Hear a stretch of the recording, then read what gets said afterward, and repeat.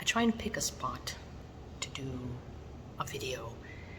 And of course, with my very perfect timing, everybody decides to make noise at the same time.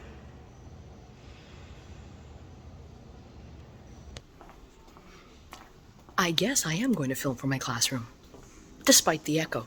When I never feel bad, come on, yeah. My room, my classroom that I'm sharing with two other awesome teachers, shout out to Madame Pépin and Miss Plante, is 328. And you can tell it's my room because, you know, I've got IB stuff on the whiteboard. So I've printed some new artwork. And, you know, instead of painting the board there, I just took some wrapping paper and covered it. Not teaching leadership this year, but, you know, we've got some cute little signs. This is one of my favorite quotes. Do not feel absolutely certain of anything. And that is from Bertrand Russell. I've got my Neon Genesis poster here, and I've got some more artwork here. Thankfully, teachers that I'm sharing this room with are about as geeky as me. One of them is a math teacher, so, you know, the obligatory math memes. Original Full Metal Alchemist. Some people don't, you know, believe in repairing their mufflers. I'm just saying. And got my Thor. And right up here, Loki's army. Yes, I know, like the size should be reversed, but that's another story. And I mean, these are a bit too sassy for, you know, the students, so I put this in the corner where the teacher sits.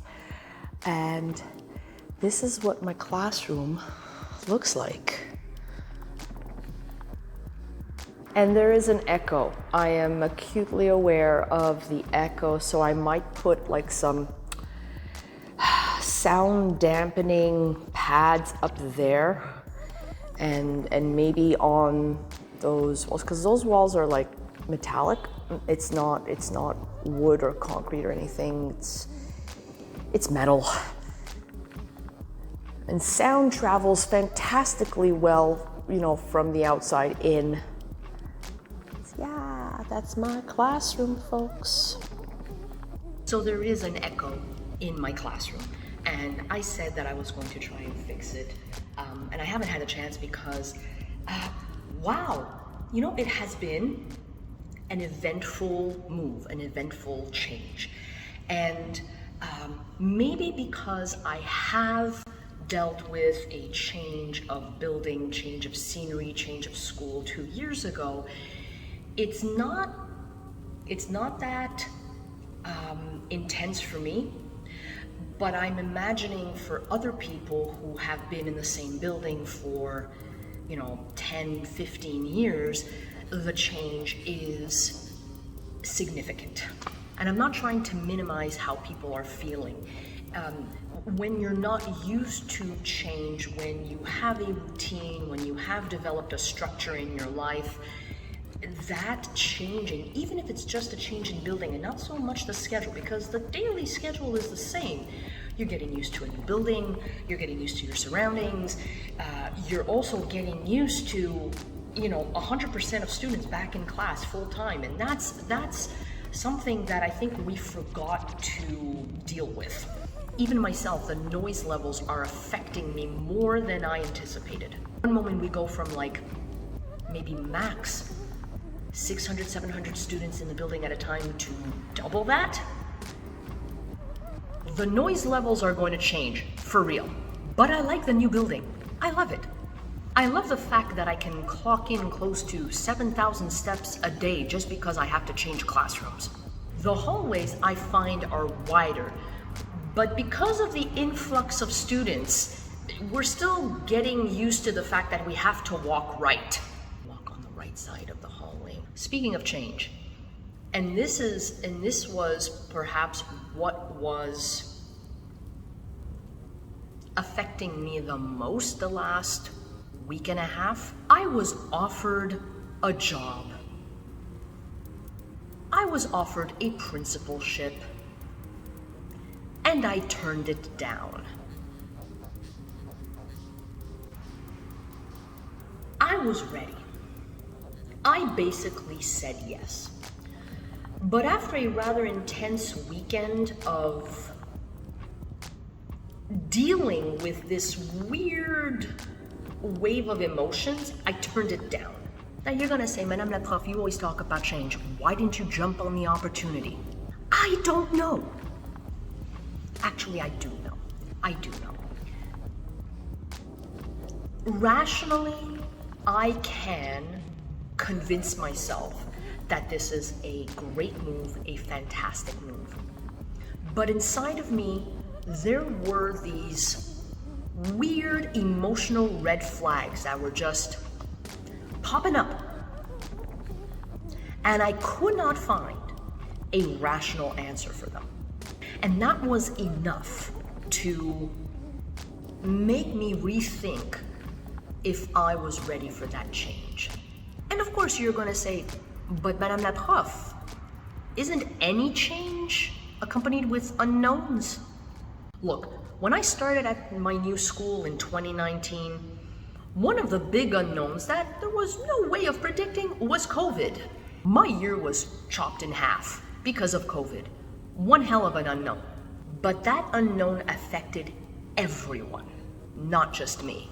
I guess this unknown is more of an ineffable unknown, an unknown that I just can't describe. Some people call it intuition. I call it a weird feeling in the pit of my stomach. And it had nothing to do with the fact that this job was 1,000 kilometers away. I'm not exaggerating. This would have been a major move. A move that was supported by my family. We were ready to deal with that sort of change. But as I mentioned before, that change was accompanied with feelings and emotions I could not rationalize out. With enough convincing, I can pretty much talk myself into a lot of things that for the average person would be too nerve-wracking.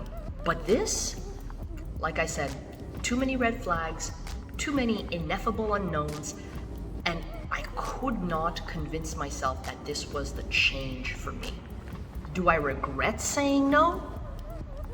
Not really. What I do regret was not thinking through some of the unknowns that I can predict. And now, because of this interview, I think I can predict some of those unknowns a bit better. And no, distance was not one of them. So that's pretty much it. The last 3 weeks have been a bit of a blur. From the moment we got to school, unpacked, and settled in, a lot of things happened. I love my groups. Some students I've had in grade 9, and I have them again in grade 11. They're fantastic, they're sweet. Some kids, it's the first time I'm meeting them, and we're already clicking. I don't know them all that well, but I think we're developing a bit of a rapport that is a positive one, and I'm looking forward to working with them. But this echo is killing me. So I apologize for the crappy sound for this video. On that lovely note, folks, stay safe, be positive, keep on being awesome, as the Vlog Brothers would say, and I will see you very, very soon.